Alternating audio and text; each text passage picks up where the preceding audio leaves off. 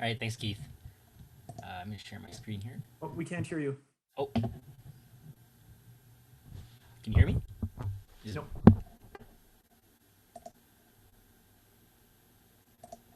Yes, I Quang. can hear Okay, Quang. it was on my There end. you Sorry. go. Oh, Go ahead. yeah, okay. Like, this is the worst nightmare. My apologies. So can you guys see this slideshow? All right. So yeah, I don't have a lot of time today, so I really wanted to just give a brief introduction to the new tech transfer services team at the U of A. What may have changed recently, and really how we're positioned to help U of A researchers to advance their innovations. Like I said, I don't have time to dig too deeply into things, but please feel free to reach out to me at any time if anyone wants more information or to do a deep dive into any of the concepts that I may be discussing today. So, as many of you may know, tech transfer activities at the U of A have historically been handled by Tech Edmonton for the last 15 years or so. Back in October of last year, those tech transfer activities were repatriated back into the U of A. And so we formed this new technology transfer services group falling within the VPRI portfolio. So, being back in the university, we've had an opportunity to reimagine some of the processes and philosophies behind tech transfer, but the core of what we're doing and the services we offer is still very, very similar. So we have this is the current team. It's a bit smaller than what we had in Tech Edmonton, but have all the expertise still there to handle any type of intellectual property that comes through our office. And we have a contract specialist that will handle all the IP related agreements that will come through the university. So like I said, our core services are very similar. So we're set up to help researchers, assess any innovation that they create in their labs, identify strategies to protect those innovations, navigate the commercialization pathway. So identify different commercialization strategies that may be appropriate to get these products, innovations turned into.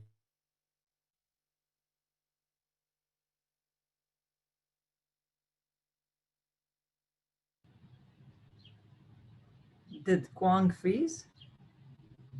Products. We have assistance in. Sorry, is this working? You froze for a moment there for about 10-15 seconds. Okay. So yeah, like I said, we were working with helping people to develop commercialization strategies, set up business agreements, confidentiality agreements, material transfer agreements, and the such around their IP. We do want to get more involved in commercialization grants applications, and also facilitating more industry collaboration, trying to bring in more sponsored research opportunities into the university. So when we talk about intellectual property, we're set up to deal with almost anything that might arise from university research. These are just some examples of different types of intellectual property, really ideas that may have some monetary value. The majority of things we see are inventions and patentable inventions, but sometimes we do see copyrighted materials such as software. Sometimes we do have some experience dealing with trademarks.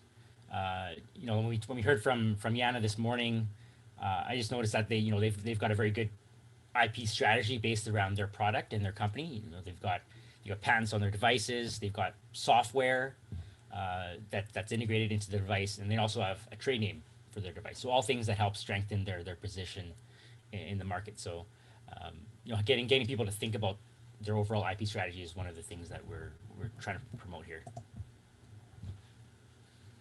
And so a lot of people come and ask, why do we even bother filing patents? Like, shouldn't everything just go into the public domain? But the reality is that having the appropriate IP protection in place really is what's going to drive investment from potential partners. Sometimes it takes a lot of capital investment to bring something from the lab, turning it into an actual viable commercial product. And so, if you're going to be seeking investment to do that, your investors are going to want to have some assurance that they're going to be able to get a return on their investment. And so, having sort of a patent on it, having a monopoly on that device is sort of provides some of those assurances. Now, when we talk about patent rights, we're really talking about a negative right to be able to exclude others from making or selling your invention for a certain period of time. Most often this is at most 20 years from when you first file your patent application. And essentially, it provides you with a monopoly to be able to be the only one that is selling your particular invention. And it's also an issue of control. So you can control how your invention is commercialized and exploited, or who you can license to be able to exploit that. And so very, very critical in pushing your ideas out there. So even though our team has moved back into the university and some of our processes may have changed, the overall policies that governed tech transfer at the U of A have not changed. The U of A patent policy has been the same for the past 20 years or so. Any inventions that you create while doing university research, that IP is going to be owned by the inventors initially, unless there's some kind of contractual obligation for perhaps funding obligations, or whether if you got some proprietary materials from some other source in developing the invention.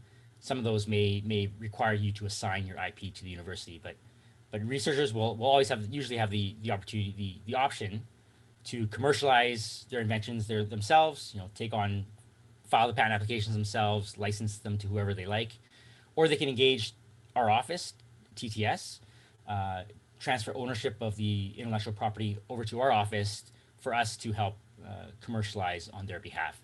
And the idea is that no matter who commercializes the intellectual property, there's going to be some revenue sharing where the inventors share in a portion of any licensing revenue that arises from licensing of their invention. The university takes a share, and then the party that is actively commercializing the invention, whether it's the university or the inventor, receives an additional share on top of that. I should mention that this revenue sharing and patent policy has been caused quite a bit of confusion sometimes between researchers, especially when you're dealing with researchers that want to form spin-off companies. This policy was really written with the mind of licensing technologies out to third parties to commercialize. In the case where researchers do want to take the initiative to form their own spin-off companies, we have a special case, an exception, so to speak, to handle how revenue is going to be distributed and how the university is compensated for its financial stake in any technologies. So I'll get to that later. Like I mentioned, we do have expertise dealing with certain with copyrighted materials as well. When we talk about copyright, we're talking about the expression of an idea, not necessarily the idea itself.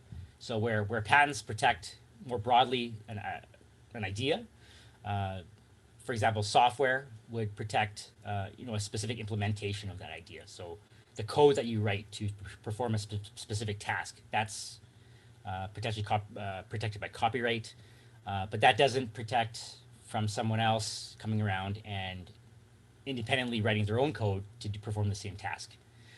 So there are limitations to what copyright can protect, but it is an option to protect you from other people's coming around and potentially using your copyrighted material without your permission. The university copyright policy is not as comprehensive as what's laid out in the patent policy. Currently, any copyright that is created as a result of university activities, it's still owned by the author. The university has a license to use it for research and teaching, but as far as commercializing, if you write a piece of software and you want to go out and start selling it or licensing it, there's actually currently no obligation to report commercialization of that to the university. And if you make any money off that, there's actually no obligation to share any revenue with the university. This may be subject to change going forward, but as it stands, that's the current state of the copyright policy. Some researchers do find that there are still benefits to transferring ownership of their copyright over to the university and having us license that copyright out to an industry partner. For example, we do receive assignment of certain clinical assessment tools like patient assessment surveys. You can imagine that the use of some of these surveys may be associated with certain risks, especially clinically. So there are benefits to the university taking that over and providing assuming some of the liabilities that might arise should anything go wrong, right? So we are certainly set up to help commercialize those types of things as well.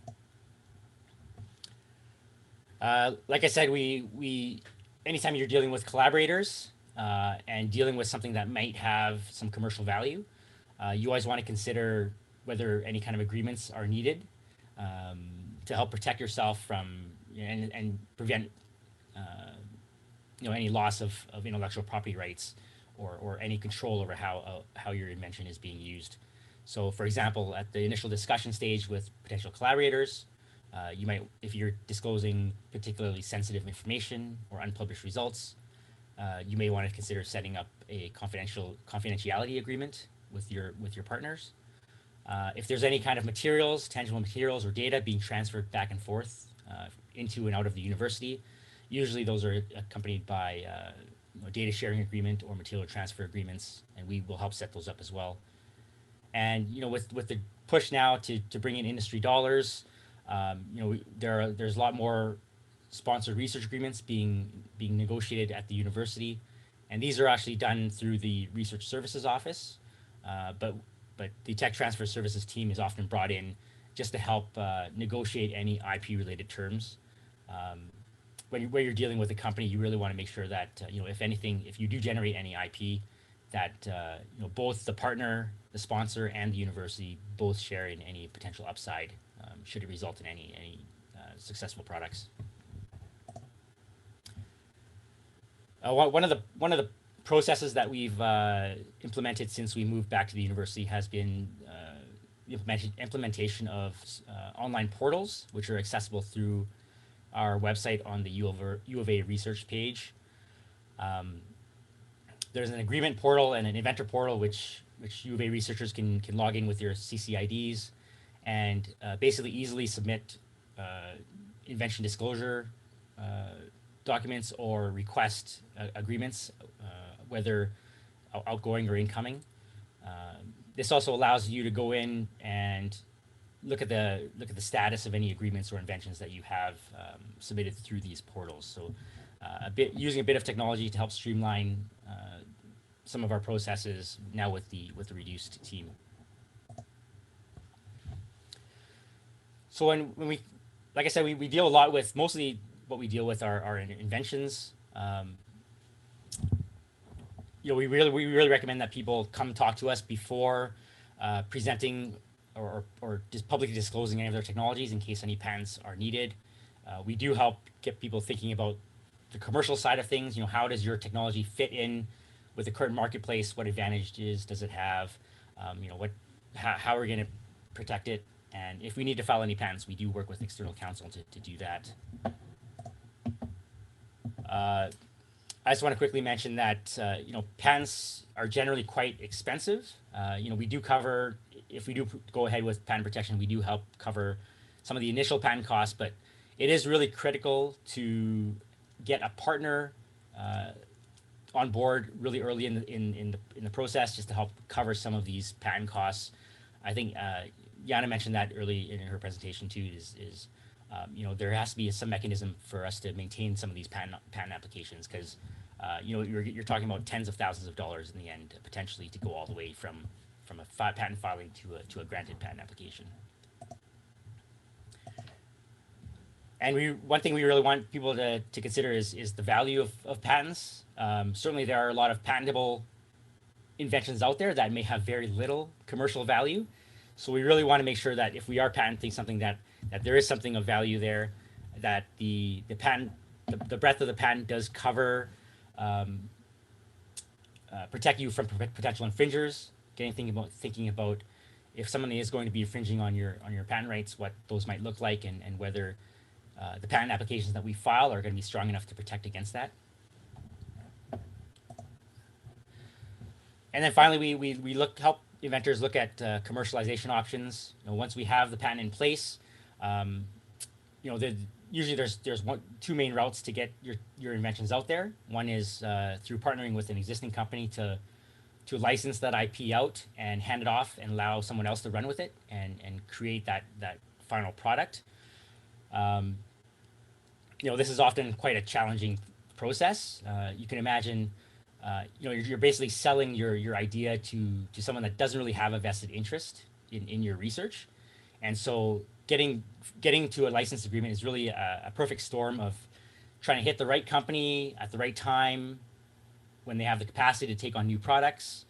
Where there are long timelines involved, you have to have a champion inside the company to really drive development of your product forward. And so, a lot of times where we have problems convincing partners to take on some of these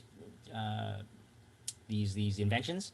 A lot of researchers these days are figuring out that they are sort of the best positioned to take on this task and bring their innovations to market. And so we're seeing a lot of people really being entrepreneurial and forming their own spin-off companies.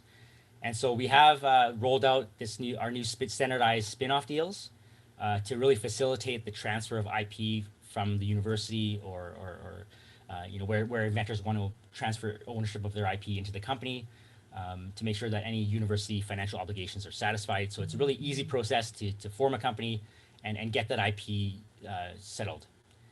And I should just mention quickly that we talk about IP with commercial value, but with the drive for social innovation and getting things out there for societal benefit that may not have a huge profit motive. We do take on technologies that are we license to not for profits, with the intent that we just want to get that out there and being used by somebody. And I just want to finish off with these standardized spin-off deals. These deals were basically arrived at through a really long consultation process with researchers, with various stakeholders, the investment community, and we've settled on these options here for researchers to, if they want to get the IP into the companies, we offer like a royalty-based deal, or we take some equity in the companies. But really, we've gotten really good feedback that these are really good opportunities for companies to get the IP and really in a state where it is in an investable state to really get investors in, and with little concern about how much the university is really taking in a stake in some of these technologies.